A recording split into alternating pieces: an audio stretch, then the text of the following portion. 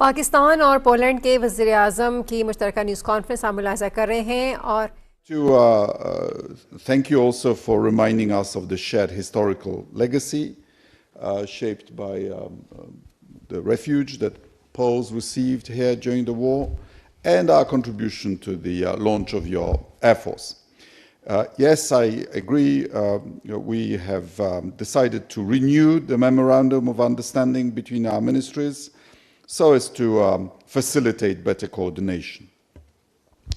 I think a discussion among think tanks from our regions is also important, and I welcome the MOU between our respective think tanks. As you've mentioned, we've covered a broad range of issues, from bilateral economic ties, which you've already mentioned, to regional issues and global governance. During the meeting with the Deputy Prime Minister, Mohamed Ishaqdar, I presented a Polish offer of more intense bilateral collaborations in the fields of trade, public finances, fintech, and water management. We also discussed further cooperation in mining and the energy sector, building on the success of such engagements as the Polish oil and gas company exploring natural gas in Pakistan. This, I believe, has a huge potential for the future. Pakistani diaspora in Poland has been growing over the past few years. It is still quite small, around 2,000 people, but I'm glad to say a quarter of them are students. We are happy that Polish universities are popular among young, talented people from Pakistan, and we hope that their experience and impressions that they gather in Poland serve as a basis for actual people-to-people diplomacy. So Poland remains open to legal migration and for real studies for real students, but I want to emphasize that there is zero tolerance for illegal migration to Polish territory, which is simultaneously EU territory. For several years, our neighbors, Russia and Belarus, have been trying to help people smugglers breach our border, exploiting people, exploiting tragic situations, and using them as a tool of hybrid warfare and putting them under unnecessary risk. And Poland had to respond. Polish borders are now some of the best protected borders of the EU. Winter is coming. Trying to cross that border is just too dangerous. We appeal to people not to try it. Poland and Pakistan share a common perspective on the importance of sovereignty and territorial integrity of states.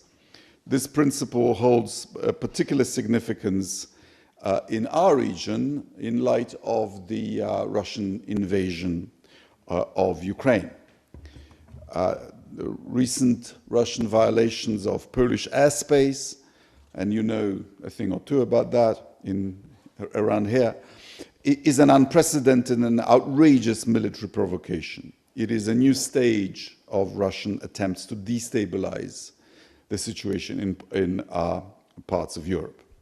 Poland remains steadfast in its support of a comprehensive, just and lasting peace in Ukraine, and welcomes all efforts towards achieving such a peace.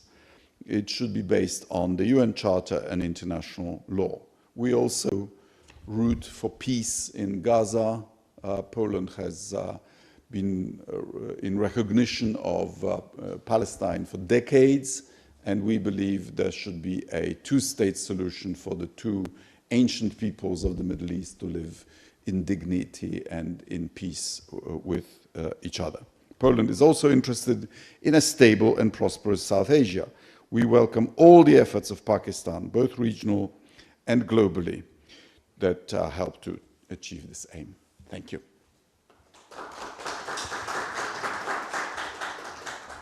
We now open the floor. I'll request our media colleagues to please introduce yourselves and your organization. Yes, the lady, we begin with the lady in Thank you, sir. This is Ghazala Noreen from Suno News, and my question is to Deputy Prime Minister, Foreign Minister of Pakistan, Mr. Ishaq Dar. Sir, my question is, how do you envision the future relationship between Pakistan and Poland, and what are the areas both countries aim to expand bilateral cooperation in? Thank you. Thank you. I think, first of all, let me tell you that our two-way trade is around $1 billion, and we have about 1,400 Pakistanis diaspora in Poland, including 350 students. So the areas of cooperation, I think there's a great scope, first of all, to enhance the bilateral trade. And you must be aware that there's a oil and gas expertise in Poland, and one of their big corporation oil and gas company is operating in Pakistan with almost $500 million investment, and they are doing wonderful job. But still, the future areas of cooperation, in addition to the oil and gas, can be railways, also technology transfer in agriculture in order to, enhance our yield, which is as compared to many countries in the region is much lower than them. We also have, discussed the fintech, as His Excellency explained. The financial inclusion is already Pakistan's goal since 2015-16. We have been working, and the energy, transport, these are the areas where we have a great scope to work with each other. On on the question of Gaza, we have the same commonality in thinking that Pakistan believes, and so the Poland, that the multilateral system must become effective and the reforms must be introduced so that such issues, Jammu and Kashmir, Gaza or Palestine, or any other issues now should be, actually these institutions should be able to handle those issues very effectively. So we see that where there is no implementation of the UN resolutions, like decades-old Jammu and Kashmir or Palestine, there is hardly any action. So I think that there has been a great, common thinking on our part. Poland has been a great partner and a great supporter on the multilateral forums. We have been supporting each other candidatures.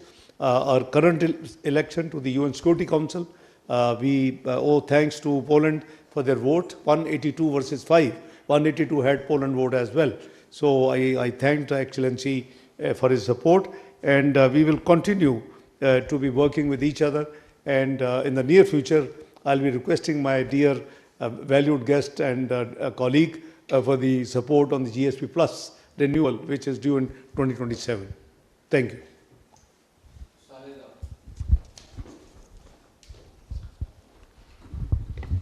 Thank you, sir. Sir, in the outset, let me welcome you on behalf of my colleagues on your second visit to this country, since you are from a historic and very important country. And you are in a great company of our beloved Deputy Prime Minister and Foreign Minister. The way he introduced you in his earlier remarks, that you had good knowledge of the conflicts and wars in different parts of the world, I should ask a question about the ongoing conflict in different parts of the world, but I will constrain to ask you a question about your past, only if I wish to know that how far you are satisfied about your talks so far you had with your host country, and I would like to know the prospectuses from your point of view of exploring mining and gas in Pakistan. Thank you very much. Well, Polish companies have been conducting geological services in Pakistan for years. In fact, one of our engineers was kidnapped and tragically killed by I believe, the Pakistani Taliban. This is in 2007, if memory serves. I think 2009. Yeah. So you see, Polish engineers are willing to take the risk to try to help you get hold of your natural resources. And I understand that our petrochemical company, which owns these subsidiaries, has already invested $500 million in Pakistan. So we will continue to support that. And yes, I was a correspondent here in the 1980s for reporting on the war in Afghanistan.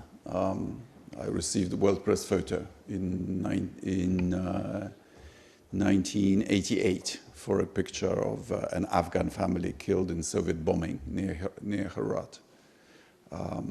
The photograph was actually taken in 1987. I was the reporter who brought out the first Stingers, the first pictures of Stinger missiles on the battlefield in 1986. I spent several weeks in Tora Bora, which was the base of Haji Qadir. And I also took part in some ambushes on the Kabul-Jalalabad road. I walked from Quetta to around Kandahar up to Herat for 3.5 months. But I also know what price Pakistan paid for that Russian invasion of Afghanistan. You suffered an influx of millions of refugees, but also millions of guns, and drugs came across the border, and your politics and your economy suffered as a result of the Russian invasion of Afghanistan. And we are now a country which also is under impact of the Russian invasion of Ukraine. Over 1 million Ukrainian refugees and a trade confrontation with Russia, which has harmed our economy.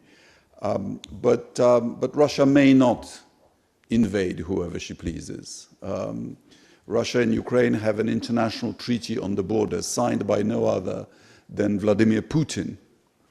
And you are a nuclear country.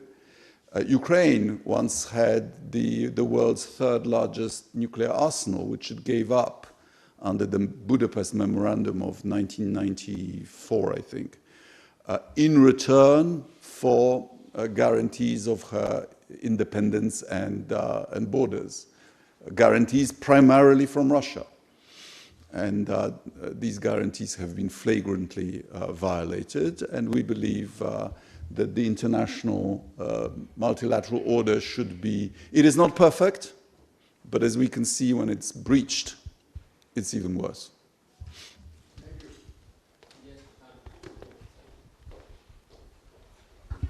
Thank you so much, spokesperson. My question is addressed to Pakistani Foreign Minister and Deputy Prime Minister, Mr. Dar. Sir, how do you view the relations with Poland having influence on the overall Pakistan-EU relations? In the past as well, Poland had supported Pakistan's GSP status in the EU. You just mentioned about it. Did the topic of GSP Plus for Pakistan came under discussion during your talks today? Thank you. Well, GSP Plus has been part of our discussion. And, our relationship with Poland obviously are great, and history has been just shared by both of us. You see, the GSP Plus is a win-win for both Pakistan and EU. We have implemented 27 conventions after, agreeing GSP Plus. 4 reviews have already taken place, and the 5th review is due in the very near future. We are totally prepared for the 5th review. And, the understandings which we developed at that time, we have faithfully implemented those commitments. So we are looking forward, Poland support. Poland has been a great supporter in the EU, and the EU is one of the largest trading partners of Pakistan in terms of our global trade. This tool of GSP Plus is actually, it should continue for reasons that primarily it will aim at sustainable development, good governance, and poverty alleviation. I think these are the tools which the global community is looking for. And SDGs, if you look into the UN SDGs, the goals are almost the same. So GSP Plus is a great tool, a great support, and a great help to Pakistan. And we hope that it will continue. In 2027, it is due for renewal. And once again, I thank my dear, valued guest and colleague, Deputy Foreign Minister of Poland, for all the support they have been extending to Pakistan on this account. Thank you. I think we can have one last question. Yes, Shaukat Raja sir. Thank you so much, sir. My question is to Excellency, the Foreign Minister of Poland, Radoslaw Sikorski. What is your assessment, sir, about the relationship or prospects of Pakistan-Poland cooperation on the global and regional issues, including cooperation at the United Nations and other multilateral organizations, as Honorable Deputy Prime Minister of Pakistan, Senator Ishaq Dar Sahab just said, strengthening some mechanisms. So what are the prospects now? Thank you, sir. Well, we are in two distinct regions, but the world is a small place. So one of the issues that we discussed is the prospects for peace in the Middle East. And we are glad of the release of hostages and prisoners, respectively, by Hamas and Israel. But we recognize that Gaza needs a structure of governance and that it needs the help of the international community in securing basic security for its inhabitants so that reconstruction may begin. And I believe both Pakistan and Poland will support that effort. There is now there's a tradition of Poland and Pakistan participating side by side in UN peace missions. This idea is a more of an Arab-Islamic initiative, but Poland will also want to show the flag, at least, show our support for the peace efforts of President Trump and others for their fighting to stop and for people to be able to recover from this horrible situation. So I believe that Poles and Pakistanis will be on the same side again in an operation that is important for everyone. Thank you very much. Thank you for the meeting.